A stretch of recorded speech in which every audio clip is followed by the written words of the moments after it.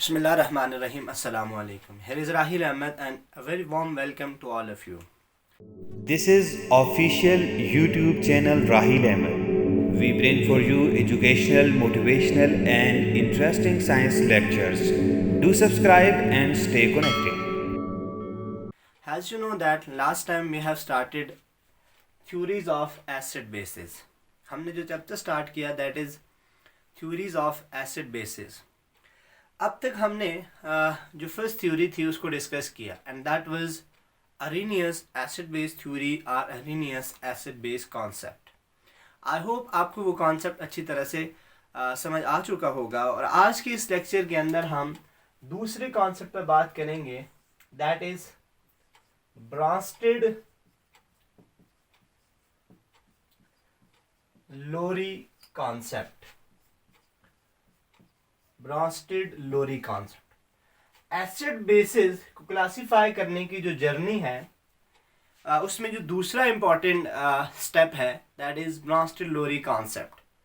हमने last time बात की थी कि 1884 में अरहीनियस ने फॉर द फर्स्ट टाइम एक कॉन्सेप्ट दिया जिसके ज़रिए सिस्टमैटिकली एसिड बेसिस को एक्सप्लेन किया गया.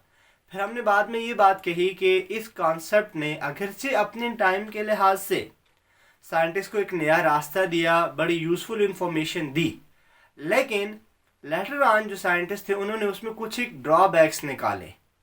उन ड्रॉबैक्स को ओवरकम करने के लिए 1923 में J.N. ब्रॉन्स्टेड और सेम टाइम में यानी कि सेम ईयर में T.M. लोरी, ये दो डिफरेंट साइंटिस्ट हैं और डिफरेंट एरियाज के साइंटिस्ट हैं. ऐसा नहीं है जैसे अमूमन साइंटिस्ट साइंटिफिक ग्रुप्स में काम करते हैं और उनकी जो पब्लिकेशंस हैं वो सेम उसमें आती है.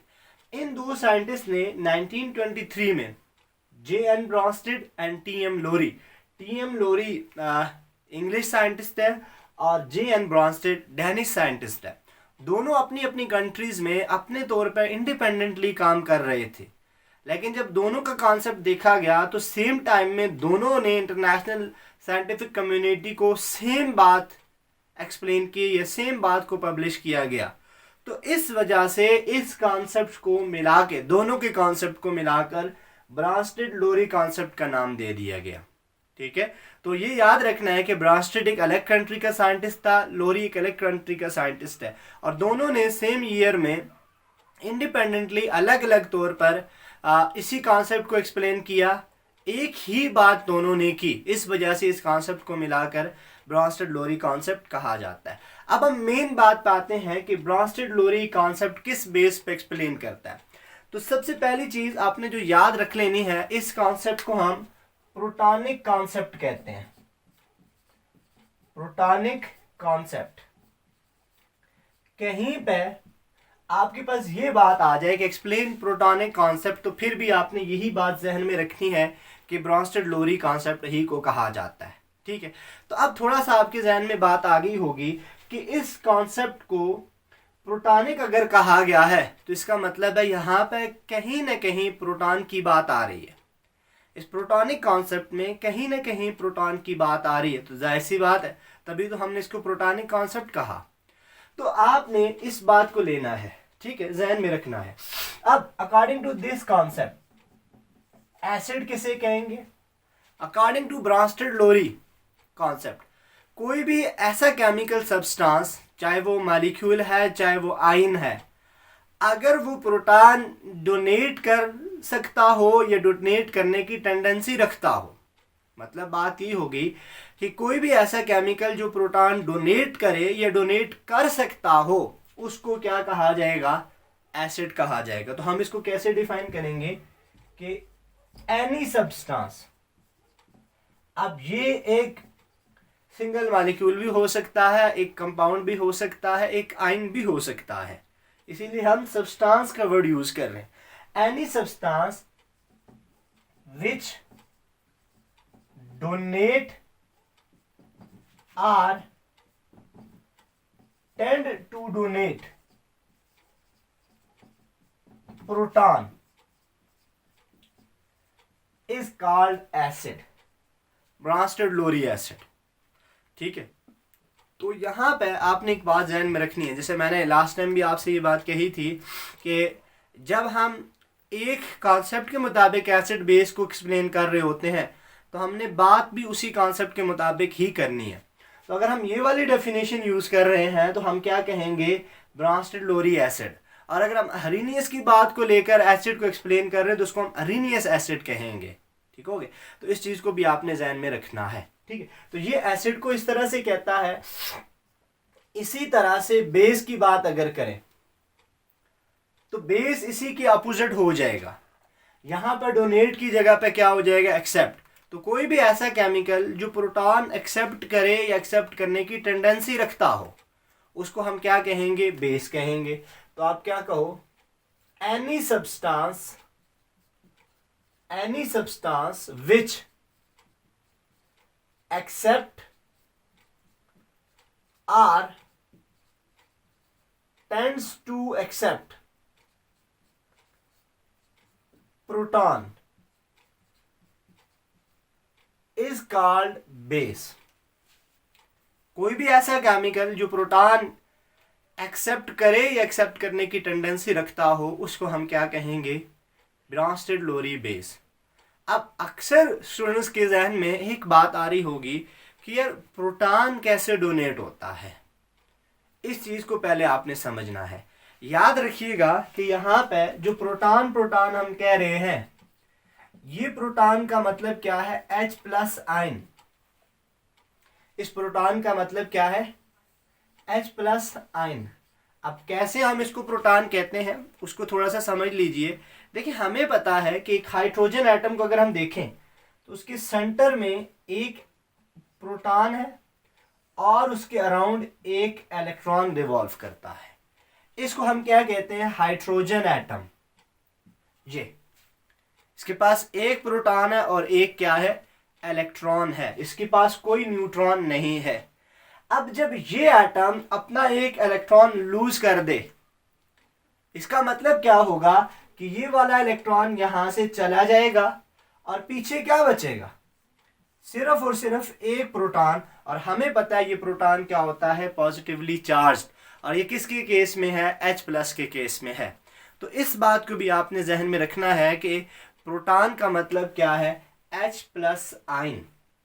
ठीक हो गया। अब हम एग्जाम्पल की बात करेंगे कि एसिड बेस क्या होंगे। अब आपने एक चीज और याद रखनी है कि एसिड कौन कौन से केमिकल होंगे। याद रखें, जब भी कोई भी हाइड्रोजन एटम अपने से ज्यादा इलेक्ट्रोनेगेटिव एटम के साथ अटैच्ड हो, for example HCl, HBr, HNO3, H2SO4, इन तमाम एग्जाम्पल में अगर आप देखें, हाइड्रोजन अपने से ज्यादा इलेक्ट्रोनेगेटिव एटम यहां पर, यहां पर, यहां पर। तो जब भी हाइड्रोजन एटम अपने से ज्यादा इलेक्ट्रोनेगेटिव एटम के साथ अटैच्ड होगा तो क्या होगा, उसका इलेक्ट्रॉन वो एटम खींच लेगा और इसको क्या बनाएगा, प्लस फॉर्म में, और वो प्रोटॉन क्या हो जाएगा, लूज हो जाएगा। तो अगर हम देखें ये क्या होता है, HCl है अगर, तो क्या करेगा HCl, H+ और Cl नेगेटिव। तो ये H+ आयन क्या कर रहा है, लूज कर रहा है, डोनेट कर रहा है। तो इसका मतलब क्या हुआ, this HCl is acid, this HCl is acid. ठीक हो गया। दूसरी तरफ बेस। अब बेस के लिए यहां पे एक चीज आपने याद रखनी है।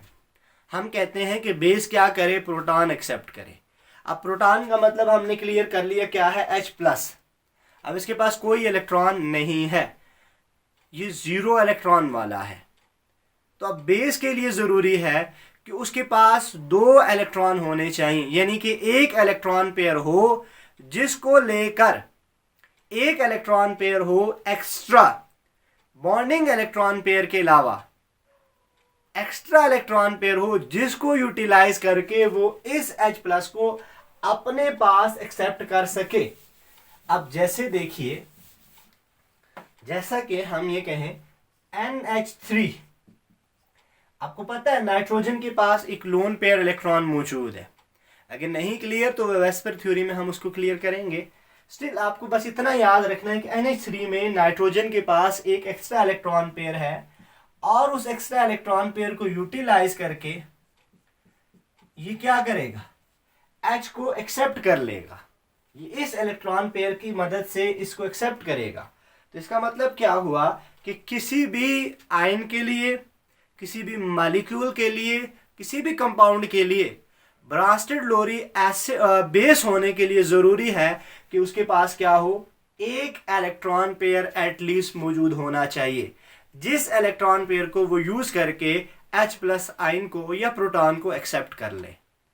ठीक है, तो सो फार आई होप आपको ये बातें समझ आ गई होंगी कि एसिड यानी कि ब्रांस्टेड लोरी एसिड का क्या मतलब है और कौन कौन से कंपाउंड ब्रांस्टेड लोरी एसिड के तौर पर काम कर सकते हैं, और ब्रांस्टेड लोरी बेस का क्या मतलब है, और कौन कौन से कंपाउंड, ये क्या क्या रिक्वायरमेंट्स हैं ब्रांस्टेड लोरी बेस के लिए। यहाँ तक आई होप आपने समझ लिया होगा।